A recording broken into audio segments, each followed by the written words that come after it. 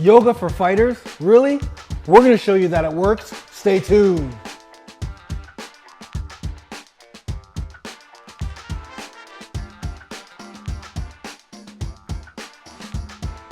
Hey guys, Funk Robertson, FunkMMA.com, and today I'm here with Veronica from the Fine Yogini, and we're going to show you that yoga is something you should be implementing into your overall training. That's right.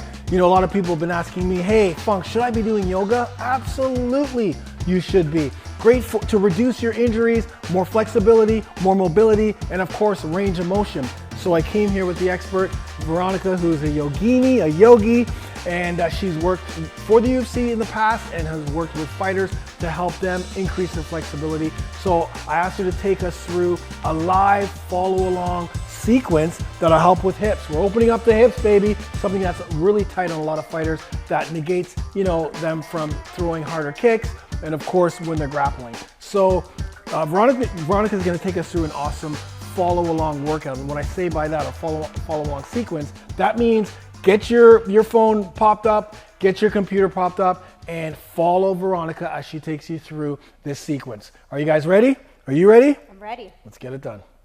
Hey guys, I'm Veronica, the Fine Yogini. Thanks so much for joining me today. Today we're going to be going through a really great sequence that's going to help with flexibility in the hips. So a really common area for fighters to have tension and tightness is through their hips.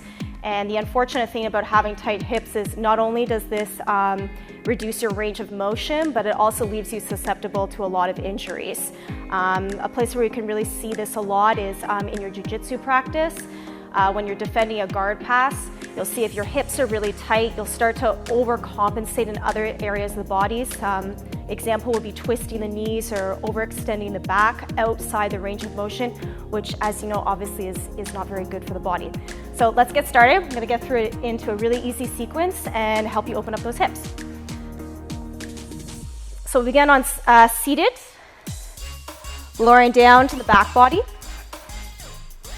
We'll just start with our feet flat to the mat. Shoulders are melting down into the mat, palms are facing up towards the sky. And we'll begin by clasping the hands in front of the shins, drawing the knees in towards the chest.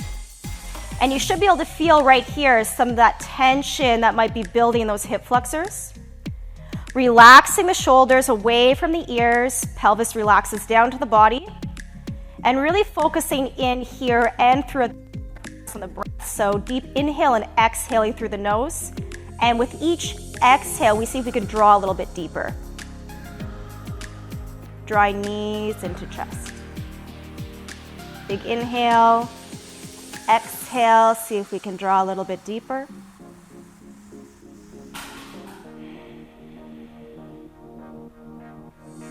Moving into the single leg. We'll release the left leg down to the mat, activation through that left heel. Right knee is going to tuck into the chest, slightly draw the right knee to the right side of the body, avoiding the rib cage, and then begin to draw that right knee towards the right shoulder. Again, remember to keep the shoulder blades flat on the mat, drawing shoulders away from ears, chin is slightly tucked. Coming back to that breath, a deep inhale and exhale, drawing the knee in a little bit deeper on each exhale.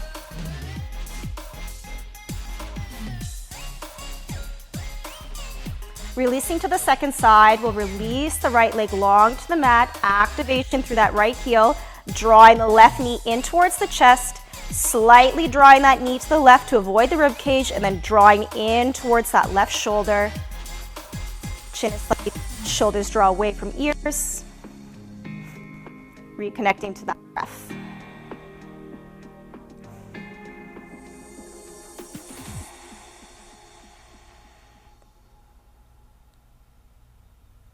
Nice work. We'll release the leg, drawing both knees into the chest once more, deeply drawing in towards the chest.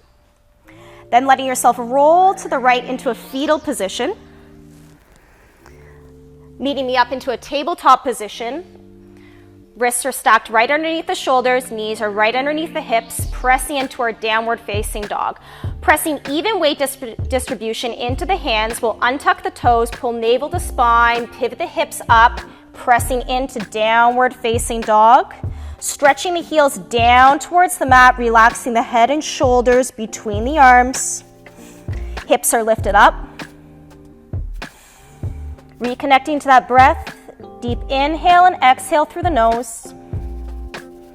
Our next inhale, we'll lift the right leg up and begin to open the knee up towards the sky, bringing the right foot to the left glute, opening across that hip, looking underneath the right shoulder. It's going to give us a nice deep stretch across that right hip flexor. Reconnecting to the breath, the deep breath through the nose. Next inhale, we'll release the leg down, slightly walking out the dog by bending left and right knee. Getting some fluid motion through the hips, and then releasing heels down to the mat, pressing into the hands, relax the shoulder blades down the back body. Moving into the second side, next inhale, we lift the left leg up, opening up the hip by tilting that left knee towards the sky, pressing that right heel down and towards the mat, looking underneath the left shoulder, opening at the hip.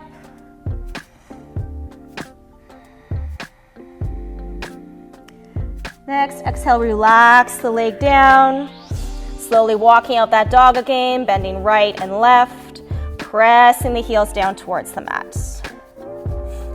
Next inhale, we lift the right leg up, keeping the hips squared to the mat, and giant step forward. Right foot comes to the outside of the right hand, lizard lunge. Pressing weight into the hands, release the back knee down to the mat, untuck the toes, and we should start to feel a very deep stretch across this front left hip flexor. This might be enough for you, so be very mindful of the hip here. Don't push past anything. You shouldn't feel any pinching or pain, just a nice deep stretch.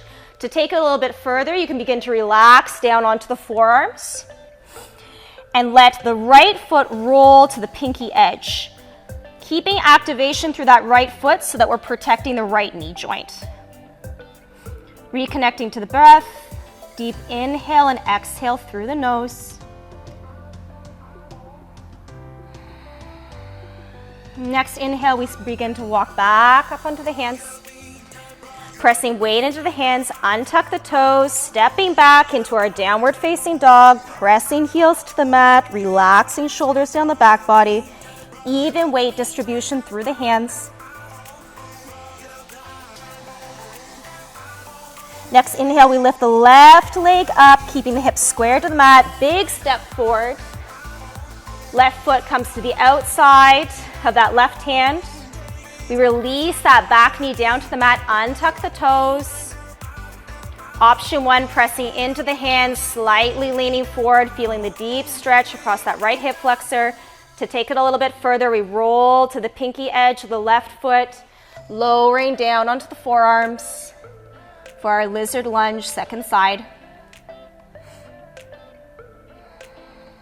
Remember to stay connected to that breath. Deep breathing will help you go deeper into the postures. Walking back up onto the hands, rolling back flat onto that left foot, tucking the right toes, stepping back, downward facing dog. Slightly walking out the dog once more by bending right and then left knee. From here, we'll release down to the mat. Knees are wide. Feet are together, and we sit back onto the heels, releasing the chest and forehead down towards the mat, stretching the fingertips in front, child's pose.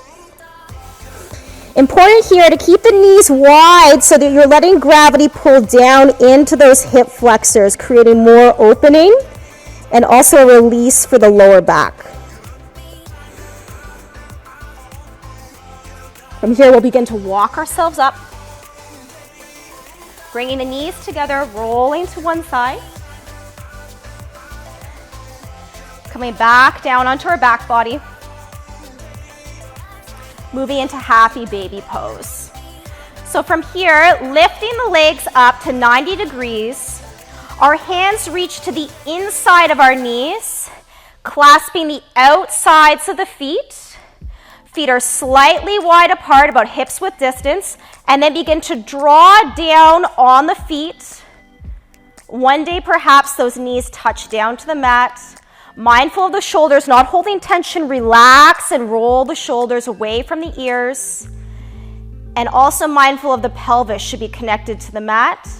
For a little bit more intensity, you can open up the feet slightly and begin to draw deeper down.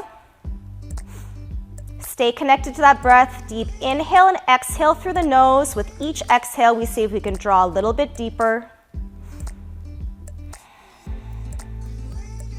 Extending our happy baby, we're gonna slightly roll to the right. Continue to hold the feet and let the right knee relax down to the mat. Extending that left leg, creating a nice deep stretch across the calf, hamstring, glute, and into the hips. Rolling back to neutral. We'll move to the second side. Continue to hold the feet. Roll slightly to the left. Left knee releases to the ground. Right leg extends up.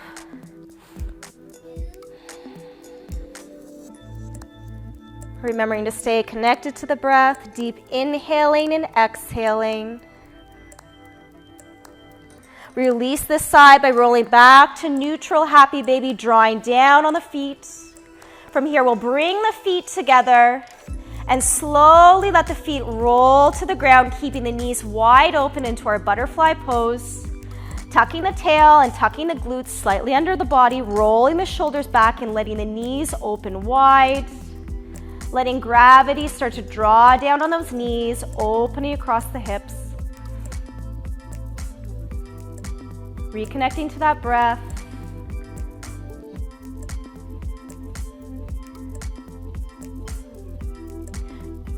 Bringing the knees together, we'll draw the knees into the chest once more and see if we can feel the opening across those hip flexors now that we've taken a little bit of time. Roll the shoulders away from the ears, drawing down on the knees. Nice work. And then we'll release into our final resting posture, corpse. Legs stretch out, feet open up like a book, arms beside the body, palms facing up, shoulders tucked underneath. And if it's available to you, you have time, you want to take about 2 to 5 minutes here, really just to let the body relax.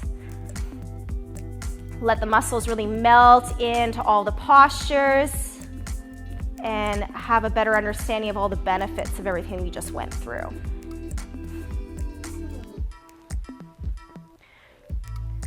Great work. So this posture is perfect to be used for your pre and your post training. Another great thing about it too is you can use it a couple different times. So what you'll want to try and do is, if you do have time, is try and run through that sequence 2 or 3 times.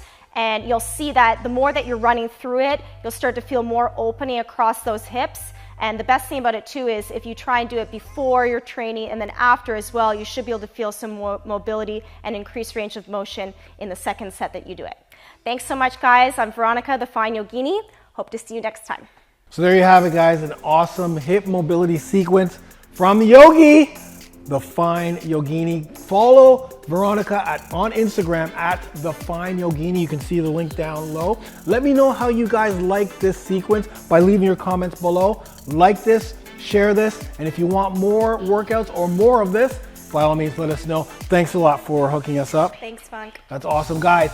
Make sure you do this either before your workout, after your training, or on your days off when you have nothing to do but you still want to do something. This is a perfect sequence that you can do 1, 2, or even 3 times if you have time. I'm Funk Roberts here with Veronica, and it's your turn to get it done.